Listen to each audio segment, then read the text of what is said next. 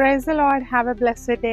ప్రియ సహోదరి సహోదరుడా, నోవాహు జీవితాన్ని మనం చూస్తే ఆయన ఒక్కడే రక్షణ నావలో అడుగు పెట్టలేదు, కానీ ఆయన కుటుంబాన్ని అంతటిని సిద్ధపరిచాడండి. హల్లెలూయా.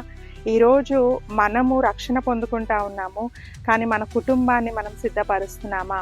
మన కుటుంబంని రక్షణ మార్గంలో మనం నడిపించగలుగుతా ఉన్నామా?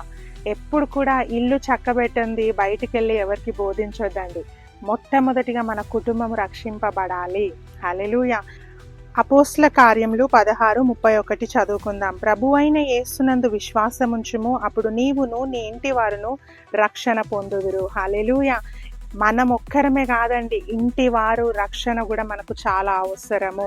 ఎలాగైతే నోవాహు కుటుంబం అంతా రక్షింపబడిందో, అలా మన కుటుంబం కూడా క్రీస్తు రాకడలో సంఘము ఎత్తబడినప్పుడు మన కుటుంబం అంతా కూడా రక్షణలో ఉండాలి. వాళ్ళందరూ కూడా ఎత్తబడే విధంగా మన కుటుంబాన్ని సిద్ధపరుద్దాం, వారి కోసం ప్రార్థన చేద్దాం, వారిని బలపరుద్దాము, వారిని ఎంకరేజ్ చేద్దాం. God bless you all.